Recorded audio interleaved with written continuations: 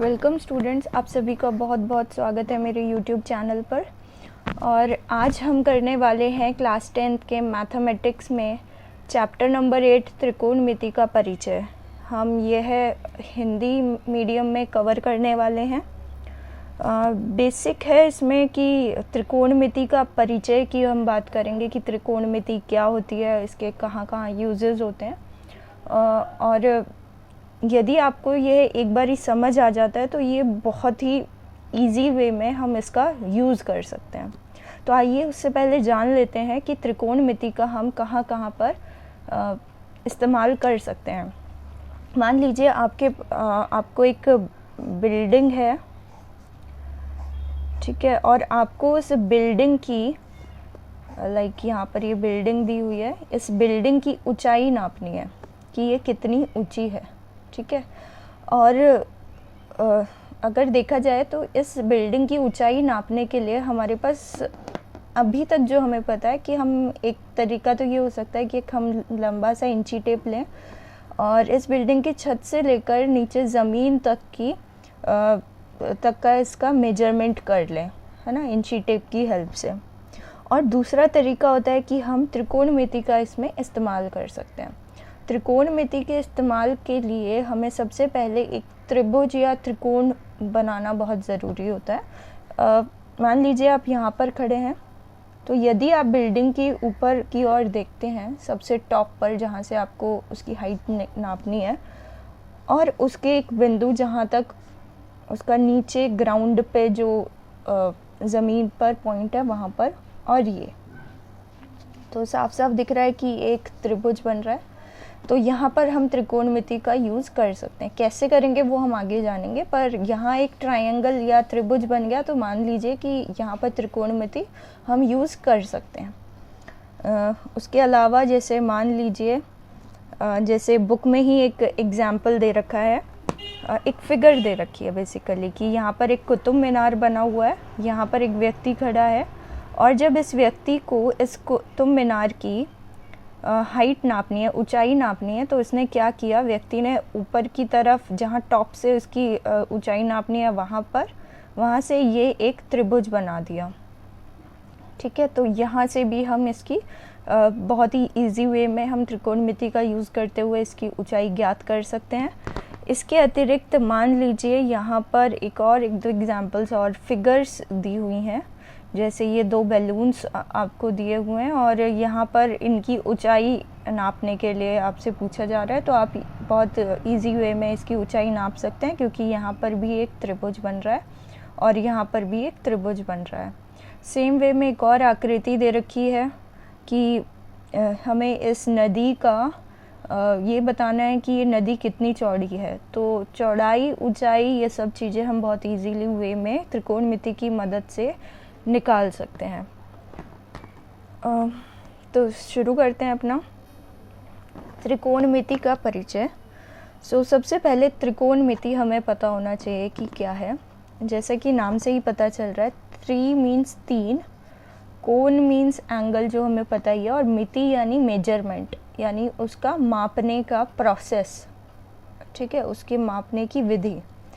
तो त्रिकोण हो गया, त्रिकोण मीन्स त्रिभुज, क्योंकि यहाँ पर तीन कोण होते हैं तो ये त्रिभुज को ही हम त्रिकोण बोलते हैं। यहाँ पर त्रिकोण है और इससे मेजरमेंट करके हम क्या क्या हम डिराइव कर सकते हैं, हम लोग वो चीज़ देखने वाले हैं। जो हम बेसिक स्टार्टिंग में पढ़ेंगे उसके लिए है कि जो हमारे पास त्रिभुज होना चाहिए, त्रिकोण होना चाहिए, वो कैसा होना चाहिए, समकोण त्रिभुज। तो कैसा होना चाहिए, समकोण त्रिभुज होना चाहिए। समकोण त्रिभुज यानी कि एक ऐसा त्रिभुज जिसमें 90 डिग्री का एक एंगल बने, ठीक है, दिस इज समकोण त्रिभुज। मान लीजिए मैं इस त्रिभुज का नाम दे दूं ए, बी और सी। तो यहाँ पर अगर देखा जाए तो तीन एंगल बन रहे हैं, तीन कोण बन रहे हैं, एक ए, एक बी और एक सी। तो तीन कोण यहाँ पर बन रहे हैं। तो इससे रिलेटेड हमें कुछ पहले टर्म्स पता होनी चाहिए कि क्या क्या चीज़ें हम यहाँ पर यूज़ करेंगे और इसको डिराइव कर सकते हैं। तो यहाँ पर हम बात कर लेते हैं, ये जो एंगल बी है इसके सम्मुख कौन सी भुजा है। सम्मुख भुजा मतलब जस्ट इसके अपोजिट कौन सी भुजा है। सो अगर ध्यान से देखें, ये इसके सम्मुख वाली भुजा है, ये भुजा है। तो इसको हम यहाँ पर लिखते हैं कि कोण बी की सम्मुख भुजा। तो हम कह सकते हैं कि AB जो है, सॉरी AC जो है वो कोण B के सम्मुख भुजा है। इसी तरीके से यदि मैं देखूं तो कोण B के एक ये भी भुजा बन रही है। तो इस भुजा को हम एक नाम देते हैं जिसे बोलते हैं कोण B की संलग्न भुजा, यानी जो साथ में भुजा है उसे संलग्न भुजा बोलेंगे, और जो कोण बी के सम्मुख है, बिल्कुल सामने है, अपोजिट है, उसे सम्मुख भुजा बोलेंगे। साथ ही साथ अगर हम ध्यान से देखें तो कोण बी के संलग्न साथ वाली भुजा एक ये भी है, बन रही है BC। ये वाली बात की थी हमने AB के लिए, ये वाली भुजा जो बात की थी हमने AB के लिए बात की थी, लेकिन साथ में भुजा तो ये भी बन रही है। लेकिन अगर हम इसे ध्यान से देखें, यह एक समकोण त्रिभुज की सबसे लंबी भुजा है, और ये 90 डिग्री का जहाँ कोण बन रहा है उसके अपोजिट, उसके सम्मुख भुजा है। और हमें पता है कि जो 90 डिग्री का कोण बनाती है उसके अपोजिट जो भुजा होती है उसे हम कर्ण बोलते हैं। तो ये कर्ण का कर्ण ही रहेगी, इसका कोई नाम चेंज नहीं होता है। ठीक है, तो यहाँ पर हो गया कि ये कोण B के संलग्न भुजा है और ये कोण B के सम्मुख की भुजा है AC। यदि इसी चीज़ को मैं दोबारा से यहाँ पर देखूँ, मान लीजिए यही त्रिभुज हम दोबारा ले रहे हैं A, C और B, यहाँ ये 90 डिग्री है, तो इसके सम्मुख की भुजा हमें पता है, इसे कर्ण बोलते हैं, तो कर्ण लिख लिया। इसके अलावा एक कोण अब ये C भी है, तो अब C के सम्मुख भुजा कौन सी हो जाएगी, ये वाली भुजा होगी AB। तो कोण C की सम्मुख भुजा, सो कोण C के सम्मुख भुजा कौन सी हो गई, AB। तो हम इस AB की बात कर रहे हैं। और सेम इसी तरीके से कोण C के संलग्न भुजा ये हो जाएगी बराबर की, कर्ण को छोड़ के जो दूसरी वाली है भुजा। सो यहाँ पर हम लिख सकते हैं कि कोण C की संलग्न भुजा, यानी हम किस भुजा की बात कर रहे हैं, AC की बात कर रहे हैं यहाँ पर।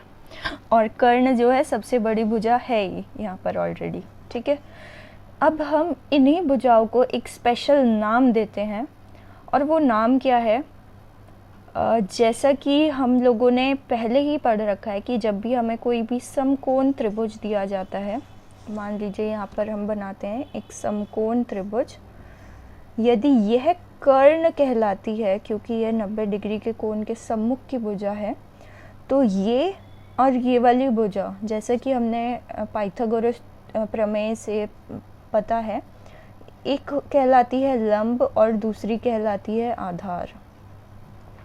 एक भुजा कहलाती है लंब और दूसरी भुजा कहलाती है आधार। क्योंकि ये लंब जो है 90 डिग्री पर बनता है, इसलिए ये लंब इसे कह रहे हैं, और यहाँ पर आधार। यदि मैं इसी त्रिभुज को अपनी नोटबुक को ऐसे थोड़ा घुमा दूँ, तो अगर हम ध्यान से देखें, ये कर्ण ही रहेगा क्योंकि 90 डिग्री के सम्मुख भुजा है कर्ण, लेकिन अब ये लंब की तरह काम करेगा क्योंकि ये 90 डिग्री का कोण बना रहा है।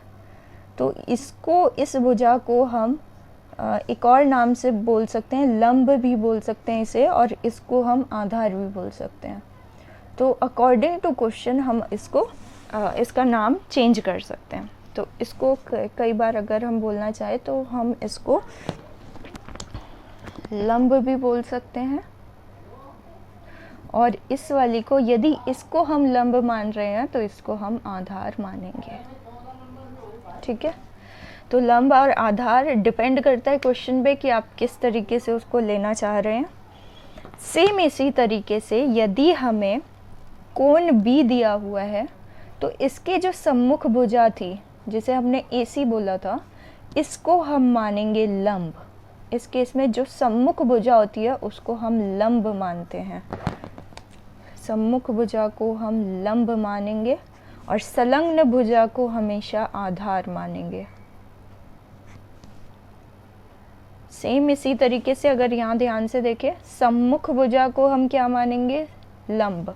तो जब हम बात करेंगे एंगल C की, क्वेश्चन में अभी पता चलेंगे किस टाइप के आएंगे, लेकिन आप जब भी C की बात करेंगे तो सम्मुख भुजा हमेशा लंब कहलाएगी और जो संलग्न भुजा है वो हमेशा आधार कहलाएगी।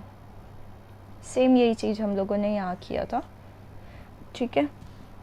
तो ये कुछ बेसिक कॉन्सेप्ट हो गए। अब हम बात कर लेते हैं इसमें जो नई टर्म्स यूज़ होने वाली है और जो बहुत ही इम्पॉर्टेंट है उस चीज़ के बारे में पढ़ लेते हैं। त्रिकोणमितीय अनुपात, ये है त्रिकोणमितीय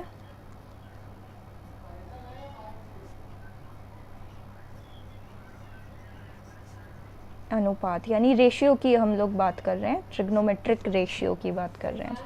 यहाँ पर कुछ नई टर्म्स हमारे सामने आने वाली है, नए शब्द हमारे आने वाले हैं, यूज़ होंगे, जो आज से पहले हम लोगों ने कभी पढ़ा नहीं है सच। तो वो टर्म है साइन, कॉस, ऐसे करके आएंगे। तो पहले उसके लिए हम एक फिगर बना लेते हैं। सो मान लीजिए एक मैंने त्रिभुज, समकोण त्रिभुज बनाया है। ये 90 डिग्री का कोण है तो इसके सम्मुख भुजा कर्ण कहलाएगी। मान लीजिए ये एंगल थीटा है, थीटा, इसको हम थीटा बोलते हैं। थीटा हिंदी में इसको ऐसे लिखेंगे थीटा, ठीक है। तो बोलते वक्त हमें ध्यान रखना है ये थीटा की हम इसकी बात कर रहे हैं। तो यदि मैं बात करूँ थीटा के सम्मुख भुजा की, मान लीजिए ये है ABC, तो थीटा के सम्मुख भुजा हो गई AB, जिसे हम लंब कहेंगे,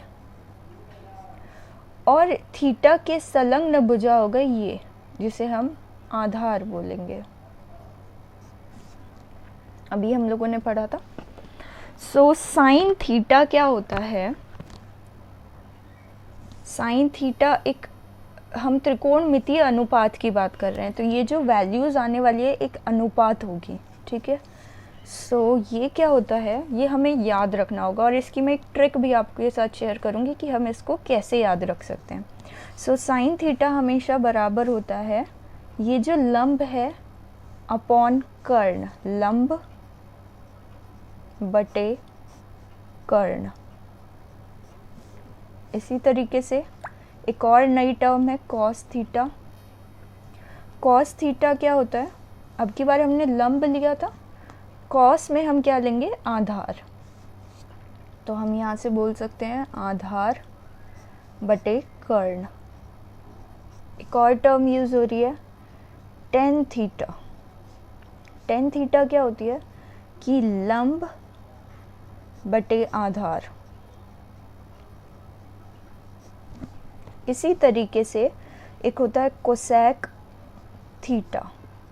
कोसेक थीटा क्या होता है, जो साइन थीटा है उसका ही उल्टा कर लो, उसको घुमा दो, यानी कर्ण नीचे था तो कर्ण को ऊपर लिख दो और लंब को नीचे लिख दो। तो यहाँ पर लिख देंगे हम कर्ण को ऊपर और लंब यहाँ पे बटे में आ जाएगा। इसी तरीके से सेक थीटा होता है एक।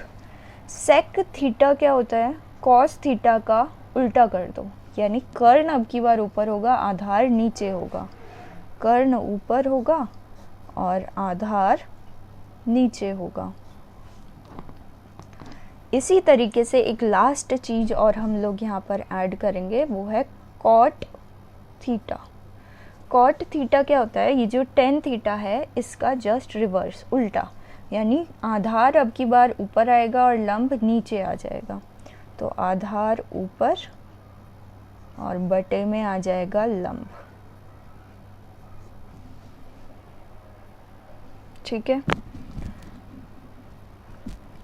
इसको याद करने का तरीका क्या है? वैसे तो अगर आपको नॉर्मली जब क्वेश्चन की प्रैक्टिस करते हैं हम लोग, अपने आप याद हो जाता है, बट लेकिन फिर भी यदि आपको लर्न नहीं हो पा रहा है तो इसके लिए एक फार्मूला हम यहाँ पर लिख सकते हैं।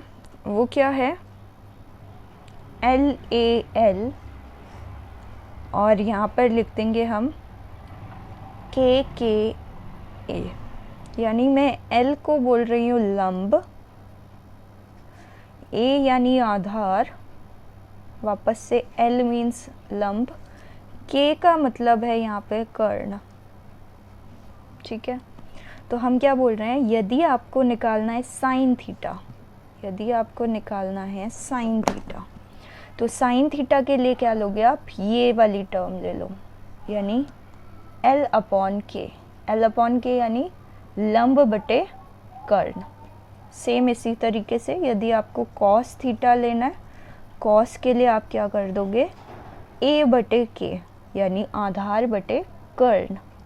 और सेम इसी तरीके से यदि आपको टेन थीटा लेना है, टेन थीटा लेना है, तो आप लिख दोगे L/A यानी लंब बटे आधार। तो इससे भी आप याद कर सकते हो। यही चीज़ हमने यहाँ पर लिखी थी, साइन थीटा लंब बटे कर्ण, लंब बटे कर्ण। कॉस थीटा हमारा A/K यानी आधार बटे कर्ण, और टेन थीटा यहाँ पड़ा था लंब बटे आधार, यहाँ पर भी हो गया लंब बटे आधार। और इनका रिवर्स केस हो जाता है, उल्टा केस जो है, साइन का उल्टा यहाँ पर हो जाता है कोसेक थीटा। कुछ नहीं करना, K/L लिख देना है। इसका रिवर्स केस हो जाता है हमारा सेक थीटा, और इसका रिवर्स केस हो जाता है, रिवर्स यानी कि उल्टा कर देना, जो ऊपर है उसे नीचे और नीचे वाले को ऊपर कर देना, तो ये हो गया कॉट थीटा। आइए अब बात कर लेते हैं कि हमारे क्वेश्चंस किस टाइप से आएंगे यहाँ पर और हम इसको कैसे यूज़ कर सकते हैं। अभी थोड़ा बेसिक से हम स्टार्ट करने वाले हैं और फिर हम थोड़ा आगे प्रोसीड करें, आगे बढ़ेंगे। तो उससे पहले एक बार हम फिर से एक समकोण त्रिभुज ले लेते हैं। अब इसके सम्मुख भुजा हमेशा कर्ण कहलाएगी। 90 डिग्री का कोण जहाँ बन रहा है उसके सम्मुख की भुजा कर्ण कहलाती है। मान लीजिए ये एंगल थीटा है, तो इस थीटा के सम्मुख की भुजा लंब कहलाती है हमेशा, और इसके संलग्न भुजा आधार कहलाएगी। और वैसे भी हम लोगों ने पाइथागोरस प्रमेय से यह पढ़ा हुआ है कि कर्ण का वर्ग बराबर होता है लंब का वर्ग जमा आधार का वर्ग। ये फॉर्मूला हम लोगों ने पहले पढ़ा हुआ है बचपन में। तो इसमें हम लोग कैसे क्वेश्चंस आ सकते हैं, थोड़ा सा वो देख लेते हैं। चलिए हम लोग स्टार्ट करते हैं अपना बेसिक जो हमारे एक्सरसाइज आपको दे रखी है 8.1 प्रश्नावली NCERT की बुक में। मैंने यहाँ पर टैब में अपना क्वेश्चन ये बुक खोली हुई है और इस प्रश्न को हम एक बारी पढ़ लेते हैं। पहला प्रश्न है, त्रिभुज ABC में जिसका कोण B समकोण है, जिसका कोण B समकोण है, यानी कि हम साथ साथ फिगर भी ड्रॉ करेंगे ताकि हमें समझ आ जाए। यानी एक समकोण त्रिभुज दिया हुआ है जिसका समकोण कहाँ पर है? B पर है। और ABC एक त्रिभुज है, तो A और C किसी भी दो अन्य शीर्ष पर आप लगा सकते हैं, उससे कुछ फ़र्क नहीं पड़ेगा यहाँ पर। और साथ ही साथ आपको बोला है AB जो है आपको 24 सेंटीमीटर दिया हुआ है। AB आपको 24 सेंटीमीटर दिया हुआ है। साथ ही साथ आपको BC दिया हुआ है 7 सेंटीमीटर। और क्वेश्चन पूछा जा रहा है निम्नलिखित का मान ज्ञात कीजिए, यानी किसका ज्ञात करने के लिए वो बोल रहा है आपसे साइन A कॉस A निकालिए। पहला प्रश्न ये था। और दूसरे प्रश्न में पूछा जा रहा है कि साइन C और कॉस सी आपको निकालना है। ठीक है, आइए देखते हैं कि कैसे कर सकते हैं इस क्वेश्चन को। हमें यहाँ पर दिया हुआ है ए बी दिया हुआ है 24 सेंटीमीटर, तो हम यही फिगर में लिख लेते हैं 24 सेंटीमीटर। बी सी आपको दिया हुआ है, ये बी सी है, ये दिया हुआ है 7 सेंटीमीटर। आपसे वो पूछ रहा है साइन ए निकालिए, साइन ए। ठीक है, साइन ए अभी हमने फॉर्मूला पढ़ा था कैसे याद करने का, एल ए एल अपॉन के ए, लाल बटे का। ठीक है, साइन के लिए होता है एल अपॉन के, साइन थीटा होता है ये। ठीक है, अब क्योंकि थीटा की जगह हम ए ले रहे हैं और ये होता है लंब, तो लंब हम किसको लेंगे, ए के सम्मुख की भुजा यानी बी सी को, और के होती है कर्ण यानी 90 डिग्री के कोण के अपोजिट ये जो आ रही है इसको कर्ण बोलते हैं। तो यहाँ साफ साफ दिख रहा है कि कर्ण हमें नहीं पता है, तो सबसे पहले हम यहाँ पर कर्ण निकालने वाले हैं।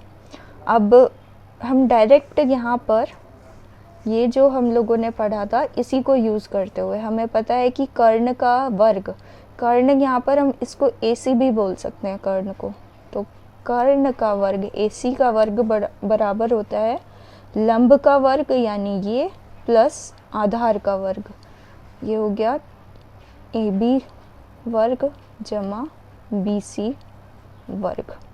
वैल्यू डालते हैं, यहाँ पर मान रखेंगे। AB का मान है 24 और BC का मान है 7। तो इसका हम जब हम 24 का वर्ग निकालेंगे, 24 का वर्ग मतलब सिंपल है कि 24 को आपको 24 से गुना करना है। तो जब आप इसे गुना करेंगे 576 आएगा। सो इसका आंसर हो गया 576, और 7 का वर्ग यानी 7 को 7 से गुना करना है, तो ये हो गया 49। दोनों को प्लस करेंगे आपके पास आएगा 625। तो यहाँ से पता चल रहा है कि AC का वर्ग बराबर है, AC का वर्ग बराबर है 625 के, तो AC कितना हो जाएगा हमारा 25। सिंपल है। यदि आपको AC का वर्ग है तो हमें अंडर रूट निकालना होता है, AC बराबर होगा अंडर रूट 625 के, और जब उसे सॉल्व करेंगे तो 25 आ जाएगा।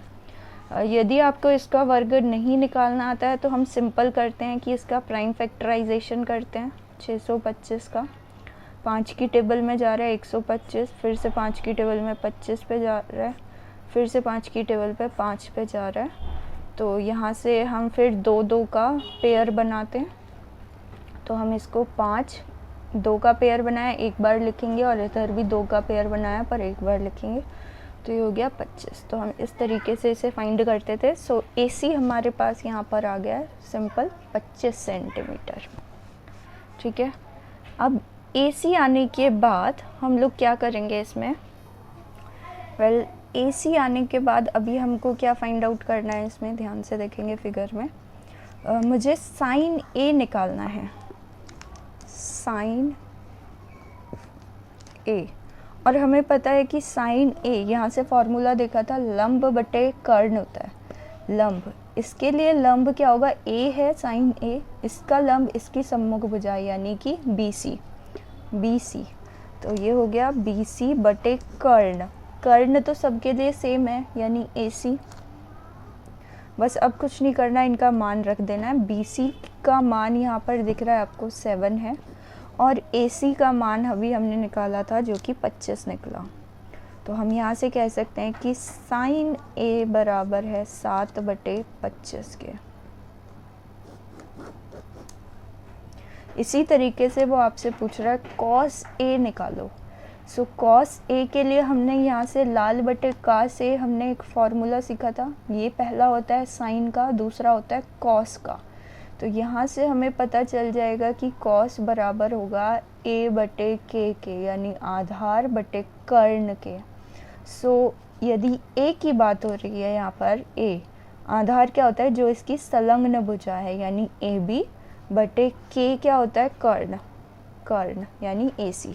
तो यहाँ से हम बोल सकते हैं कि कॉस A बराबर है, अभी बात की थी हमने AB बटे AC के, AB बटे AC के, और जस्ट अब हम इसका मान यहाँ पर रख देंगे। AB हमें पता है कि 24 सेंटीमीटर है, और साथ ही साथ यहाँ पर AC जो है 25 सेंटीमीटर है। तो ये हो गया। अच्छा, याद रखना कि जब यहाँ सेंटीमीटर होगा, यहाँ भी सेंटीमीटर होगा, तो ये इससे कैंसिल हो जाएगा। तो यहाँ पर आपको सेंटीमीटर लिखने की ज़रूरत नहीं है, केवल अनुपात लिखना होता है यहाँ पर cos A। ठीक है। उसके बाद है साइन C निकालने के लिए बोल रहा है वो हमसे, साइन C। अब C एंगल तो ये हो गया, और साइन C क्या होता है? लंब, यानी सम्मुख भुजा बटे कर्ण। सो सम्मुख भुजा अब की बार क्या हो जाएगी? AB। तो यहाँ पर हम लिखेंगे साइन C बराबर है AB बटे AC, है ना। C ये है, तो इसके सम्मुख भुजा AB हो गया, और कर्ण हमें पता ही है AC है। तो AB का मान है 24, और यहाँ पर कर्ण है 25। तो साइन C हो गया 24 बटे 25। और इसी तरीके से cos C निकालना था हमको। cos C होता है आधार बटे कर्ण, तो C के संलग्न भुजा आधार कहलाएगी, यानी BC। और कर्ण हमें पता ही है AC है, तो AC लिख देंगे। तो यहाँ पर BC का मान 7 है, और AC हमारा 25 है, तो ये 7 बटे 25 आ गया। अच्छा, आप यहाँ पर ये भी देख पा रहे होंगे कि साइन A और cos C बराबर है। तो ऐसा ज़रूरी नहीं है कि हर बार आपके पास A और C के लिए आप जब निकालोगे तो ये बराबर आए, ये तो क्वेश्चन में आ गया। तो इस तरीके से हम लोग कर रहे हैं, तो आपको इससे कंफ्यूज नहीं होना, अपना फॉर्मूला लगा के आपको इसका मान निकालना होगा यहाँ पर। आइए अब दूसरा प्रश्न करते हैं यहाँ पर हम लोग। दूसरे प्रश्न में हमें क्या बोला गया है, ये क्वेश्चन बुक का ही है, NCERT का। एक हमें आकृति दे रखी है, और यह आकृति एक समकोण त्रिभुज की है। हमसे बोला गया है कि 10p माइनस cot r हम लोगों को ज्ञात करना है। तो उसके लिए हमें पहले त्रिभुज की तीनों भुजाएं अगर हम निकाल लें तो ज़्यादा बेहतर होगा, क्योंकि हमारा इसमें यूज़ होगा। तो हमारे पास QR नहीं है यहाँ पर, तो हम लोग पहले QR को फाइंड करते हैं पाइथागोरस प्रमेय का इस्तेमाल करते हुए। हमें पता है पाइथागोरस क्या बोलती है कि कर्ण का वर्ग बराबर होता है लंब का वर्ग के जमा आधार के वर्ग के।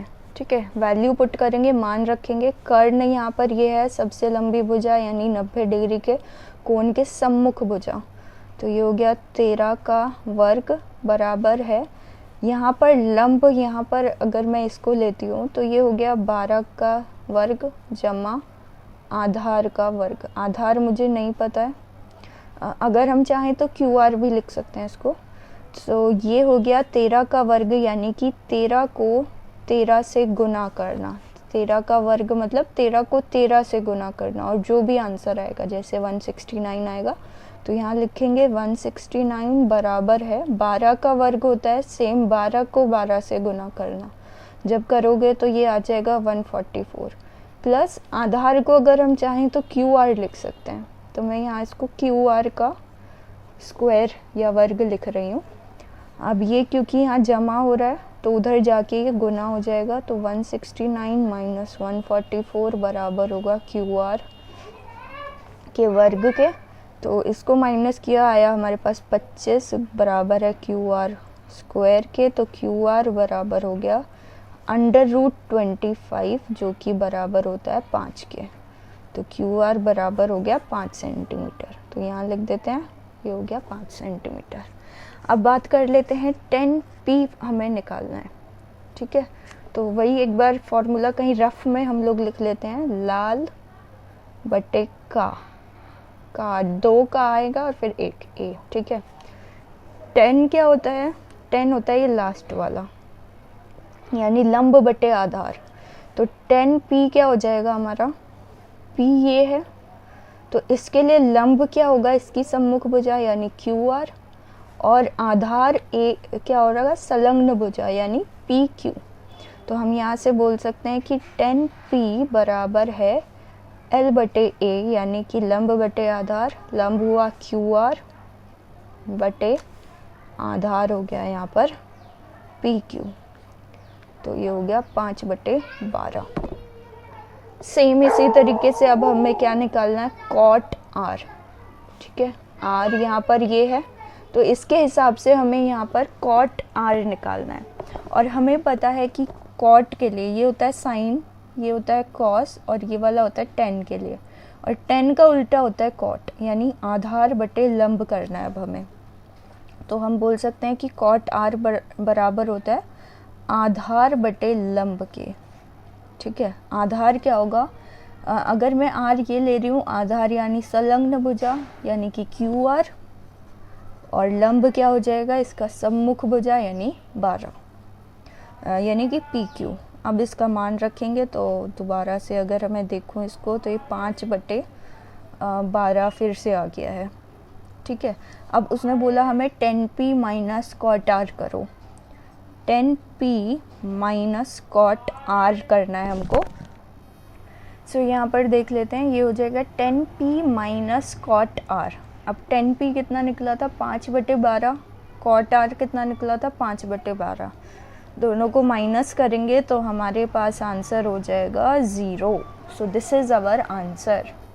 अगला प्रश्न देख लेते हैं, क्वेश्चन नंबर 3 है। ये बोल रहा है कि यदि साइन A 3/4 है तो कॉस A और tan A का मान ज्ञात कीजिए। देखिए अभी तक जो क्वेश्चन थे उसमें क्या था, आपको एक या तो आकृति दे रखी थी या फिर साफ साफ बोल दिया था कि ये त्रिभुज है और इसमें एंगल जो है वो इतने पर बन रहा है, ठीक है। अब हमें क्या करना है, हमें खुद से यहाँ पर एक आकृति बनानी होगी। मान लीजिए मैंने इससे आकृति बनाई है, ठीक है। इसने बात किया है साइन A की, ठीक है, साइन A, यानी एक बात तो निश्चित हो गई है कि A के ऊपर हमारा 90 डिग्री नहीं होगा, यानी मैं जो भी यहाँ पर इसको नाम दूंगी A तो नहीं दे सकती हूँ। मान लो मैंने A यहाँ पर, अब मेरे पास दो ही ऑप्शन है, या तो मैं A यहाँ पर लिख सकती हूँ या यहाँ पर। मान लो मैंने यहाँ पर लिख दिया, आप चाहें तो यहाँ भी लिख सकते हैं, कोई फ़र्क नहीं पड़ेगा। अब देखो अगर मैंने A यहाँ लिखा है तो अब B और C के लिए कुछ भी कहीं पर भी लिखो, मान लो B यहाँ लिख दिया, C यहाँ लिख दिया, या C यहाँ लिख लो, B यहाँ पर लिख लो, कुछ फ़र्क नहीं पड़ेगा। तो A का जो कोण है वो ये बन गया। अब उसने बोला है साइन A बराबर है 3/4 के, और हमें पता है कि जो साइन A होता है, या मैं यूँ कहूँ कि जो आप लोग का साइन A होता है, पढ़ा था हमने, लाल बटे का साइन होता है लंब बटे कर्ण, यानी ये ज़रूर लंब होगा और ये ज़रूर कर्ण होगा। अब देखो A की बात हो रही है यहाँ पर, तो A का कर्ण, A का लंब क्या होता है, इसके सम्मुख भुजा, यानी ये वाली भुजा BC। तो यानी ये आपको लंब दे दिया है 3 सेंटीमीटर, या 3 मान लो केवल। उसके अलावा यहाँ पर आपको कर्ण दे दिया है 4, कर्ण दे दिया है 4। यहाँ पर याद रखिएगा, हम इसे यहाँ सेंटीमीटर या कुछ भी नहीं लिख सकते हैं, क्योंकि ये एक रेशियो है जस्ट, ठीक है। तो हम उसके हिसाब से ही बात कर रहे हैं यहाँ। तो ये हो गया 3/4। अब देखो यहाँ से अब हमें ये आकृति मिल गई है। अब हम बहुत ही इजी वे में यहाँ पर cos A और tan A का मान ज्ञात कर सकते हैं। तो उसके लिए सबसे पहले मुझे चाहिए कि मैं BA का मान निकालूं। अब मुझे पता है ये 90 डिग्री का कोण बन रहा है यहाँ पर, है ना। तो यदि ये 90 डिग्री का कोण है, पाइथागोरस प्रमेय यूज़ करेंगे तो हमें पता है कि कर्ण का स्क्वायर वर्ग बराबर होता है लंब का वर्ग जमा आधार का वर्ग। तो ये तो सिंपल ही है, AC का वर्ग बराबर है BC वर्ग जमा AB वर्ग, तो वो लिख दिया। अब इसका मान रखेंगे, AC हमें 4 दिया हुआ है तो यहाँ लिखेंगे 4 का वर्ग बराबर है BC हमें 3 दिया हुआ है, 3 का वर्ग प्लस AB हमें नहीं पता, तो हम इसको ऐसा कैसा ही लिखेंगे। 4 का वर्ग होता है 16 बराबर है 9 प्लस AB का वर्ग, तो यहाँ से हो गया ये 16 माइनस 9 बराबर है AB का वर्ग के। सो यहाँ और 16 में से 9 गए तो हमारे पास 7 बचता है, तो ए बी का वर्ग बराबर है 7 के। सो यहाँ से हम लोग कह सकते हैं कि ए बी बराबर है √7 के। ये सिंपल है यहाँ तक। तो ए बी बराबर हो गया √7। अब आगे बात कर लेते हैं नेक्स्ट। इसमें हम लोग क्या करेंगे, अब मुझे निकालना है कॉस ए। कॉस ए के लिए फॉर्मूला होता है आधार बटे कर्ण। तो ए के लिए आधार होता है संलग्न भुजा यानी ए बी, और कर्ण के यानी कर्ण वो सब के लिए सेम है यहाँ पर ए सी। तो ए बी का मान है √7 और यहीं पर साथ ही साथ ए सी का मान है 4। तो ये है हमारा आंसर आ गया। उसके बाद हमसे पूछा गया है 10a निकालना है। 10a हमें पता है ये होता है 10a यानी लंब बटे आधार। a के लिए लंब हो गया BC सम्मुख भुजा, और आधार हो गया संलग्न भुजा यानी AB। तो BC कितना है, हमें BC का मान 3 दिया हुआ है, AB का मान हमने निकाला था √7। तो ये हमारा आंसर हो गया। यही 2 वैल्यू हम लोगों को निकालनी थी जो कि हम लोगों ने निकाल ली है। इसी प्रकार से आपके पास बाकी के क्वेश्चंस दे रखे हैं। मैं अगर टैब में आपको दिखाना चाहूँ सो यहाँ ध्यान से देखो। नेक्स्ट क्वेश्चन है, यदि आप यहाँ पर देख पा रहे होंगे, यहाँ पर है ये क्वेश्चन, यदि कॉट 15 कॉट ए 8 के बराबर हो तो साइन ए और सेक ए का मान ज्ञात कीजिए। तो इसमें यह पूछा गया है। अच्छा, इसी में यदि मैं एक और चीज़ ऐड कर दूं तो हमारे सारे कॉन्सेप्ट यहीं पर क्लियर हो जाएंगे। सेक ए हमने पढ़ा था क्या होता है, कॉस का उल्टा यानी कर्ण बटे आधार। कॉस का उल्टा यानी क्या हो जाएगा, यहीं से सिंपल कुछ नहीं करना, बस इसका उल्टा कर दो। ये हो गया 4/√7। यदि आपसे कोई पूछे कॉट ए निकालो तो कॉट ए क्या होता है, 10a का उल्टा, रिवर्स उसका, तो रेसिप्रोकल। तो ये हो जाएगा यहाँ पर √7/3। सेम इसी तरीके से हमें साइन ए पता था, गिवन था, देखो यहाँ पर 3/4।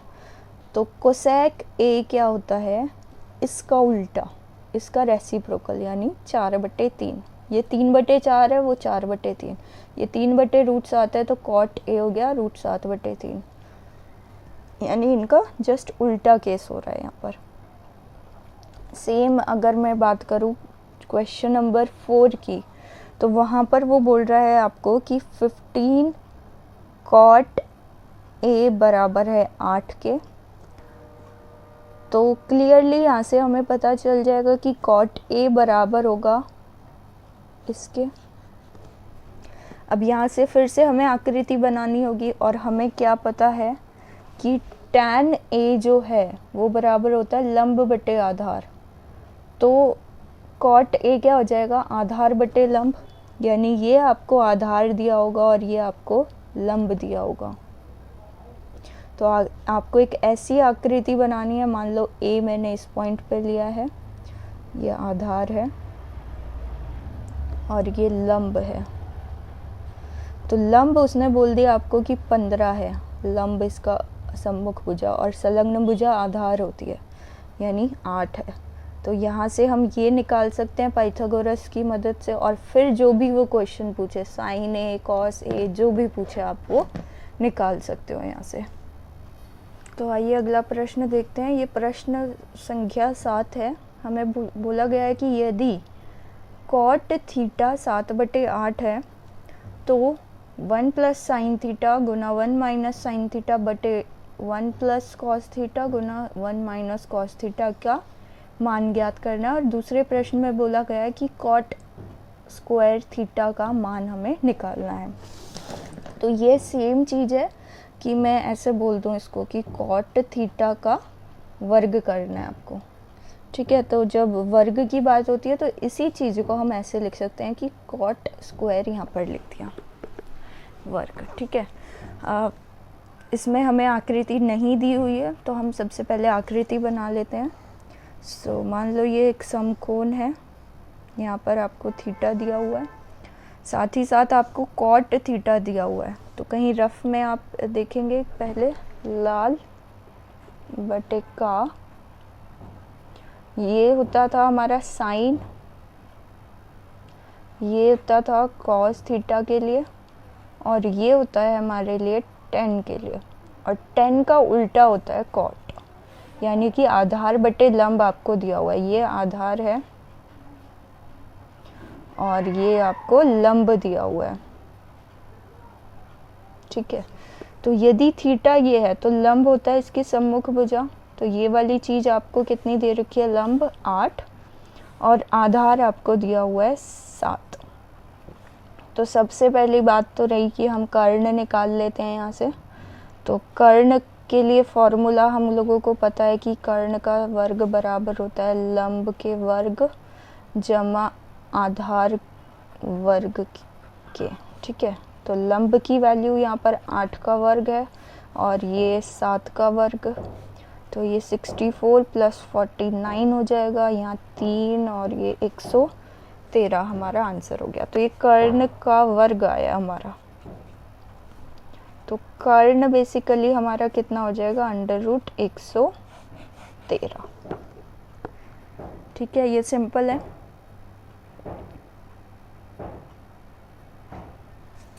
अब हम बात कर लेते हैं, यहाँ देखो, यहाँ साइन थीटा भी यूज़ हो रहा है, कॉस थीटा भी हो रहा है, साइन थीटा कॉस थीटा। तो सबसे पहले हम क्या करेंगे, यहाँ पर साइन थीटा और कॉस थीटा का मान निकालेंगे।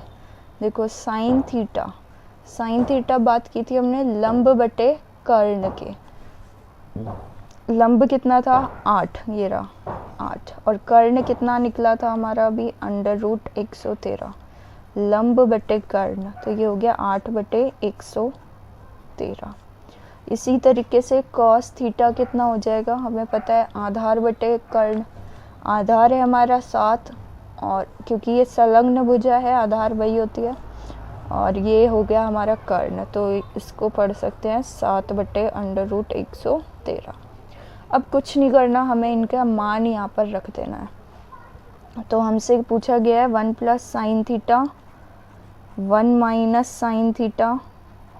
अच्छा, सबसे पहले एक बार 1 + sin, चलो यही कर देते हैं, 1 + cos थीटा, ऐसे ही 1 - cos थीटा। आप चाहें तो यहाँ पर क्लियरली एक फार्मूला भी बन रहा है, तो अगर वो फार्मूला लगाएंगे हमारी इजी कैलकुलेशन हो जाएगी। क्या ये कुछ ऐसा दिख रहा है हमें, a + b a - b जैसा, a यहाँ पर यूज़ हो रहा है और ये b की तरह काम कर रहा है, और इसका फार्मूला हमें पता है कि a² - b² होता है। तो वो चीज़ हम कर सकते हैं, नहीं चाहे तो आप डायरेक्ट फार्मूला ये मान भी रख सकते हैं। मैं ये वाला यूज़ कर रही हूँ यहाँ पर। तो a हमें मान के चल रहे हैं हम 1 है, तो 1 का स्क्वायर माइनस b क्या हो गया, साइन थीटा का वर्ग। सेम ये भी ऐसा ही दिख रहा है, तो ये 1 का वर्ग माइनस b यहाँ पर कॉस थीटा होगा, तो कॉस थीटा का वर्ग। अब 1 का वर्ग सिर्फ 1 होगा, और ये साइन थीटा का आपको यहाँ पर साइन थीटा का मान रखेंगे 113 और इसका वर्ग। ऐसे ही 1 का वर्ग 1 है माइनस इसका वर्ग यहाँ पर रखना है, तो ये हो गया 7/√, सॉरी यहाँ अंडर रूट था, 113 का वर्ग। अब निकाल लेते हैं इसकी वैल्यू। 8 का वर्ग हो गया 64 बटे √113 का 113 रहेगा, बटे 1 माइनस ये हो गया 49/113। एलसीएम लेना हम सभी को आता है, तो ये 113 - 64 अपॉन में 113 - 49/113 आ जाएगा। 113 से 113 कैंसिल हो जाएगा, इसको माइनस करेंगे, यहाँ आ जाएगा 49 और ये नीचे आ जाएगा 64। तो ये हमारा मान आ गया इसका। साथ ही साथ हमसे इसी प्रश्न में पूछा गया था कि आपको कॉट स्क्वायर भी निकालना है। तो कॉट स्क्वायर के लिए हमें पता है कि क्या होता है, अच्छा कॉट थीटा तो दे ही रखा है, तो इसका स्क्वायर करना है, सिंपल है, कुछ नहीं करना हमें, बस कॉट थीटा यदि 7/8 है तो कॉट थीटा का स्क्वायर, जिसे हम कॉट स्क्वायर थीटा भी बोलते हैं, क्या हो जाएगा, इसी का आप स्क्वायर कर दो, वर्ग कर दो। तो ऊपर वाले का करेंगे 7 का, तो 7 का वर्ग 49, नीचे वाले का करेंगे 8 8 जा 64, तो ये आ गया 49/64। और यहाँ पर इसकी वैल्यू जो आई थी ये पूरे की, वो भी 49/64 आई थी। तो हम यहाँ से ये भी कह सकते हैं कि जो इसका मान आया है वो किसके बराबर आया है, वो बराबर आया है कॉट स्क्वायर थीटा के, है ना। हमने मान निकाला, बस इसीलिए बोल पा रहे हैं, नहीं तो हमें कोई ऐसे ज़रूरी नहीं है लिखना उसको ऐसे।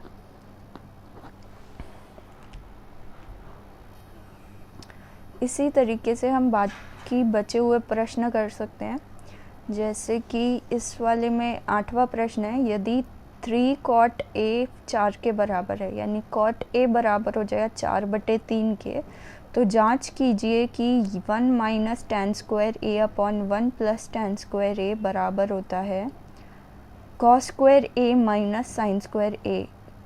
तो ये इसके बराबर है या नहीं, ये ज्ञात करना है, यानी कि पहले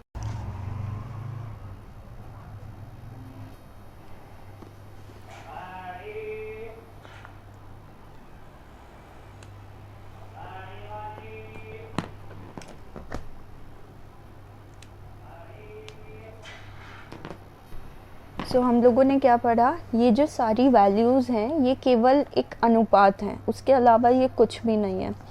और इसकी मदद से हम लोग बहुत चीज़ें फाइंड आउट कर सकते हैं। जैसे मान लो किसी चीज़ की ऊंचाई नापनी है आपको या चौड़ाई नापनी है, तो यदि कोई चीज़ या कोई वस्तु यदि छोटी है हाइट में, जो इजीली आप लोग उसको उसकी हाइट निकाल सकते हैं, उसकी चौड़ाई निकाल सकते हैं। लेकिन यदि वही चीज़ बहुत बड़ी है, जैसे मान लीजिए आपको एक पहाड़ है बहुत ऊंचा, उसकी ऊंचाई ज्ञात करनी है, तो हम उसको भी बहुत ही सरल तरीके से निकाल सकते हैं। या फिर हमारे स्कूल में स्कूल बिल्डिंग है, हम उसकी ऊंचाई निकाल सकते हैं। कोई खंबा है, हम खंबे की ऊंचाई निकाल सकते हैं बिना खंबे पर चढ़े हुए, या बिना किसी सीढ़ियों के चढ़ के खंबे पे चढ़ें और फिर निकालें। बहुत मतलब जहाँ है वहीं से हम उसका निकाल सकते हैं, उसका डिस्टेंस या हाइट वगैरह ये हम फाइंड आउट कर सकते हैं। So thank you very much for watching this video. अगर आपको ये वीडियो अच्छी लगती है तो प्लीज़ अपने दोस्तों के साथ शेयर कीजिए, लाइक कीजिए, कमेंट कीजिए और मेरे चैनल को सब्सक्राइब कीजिए। Thank you very much.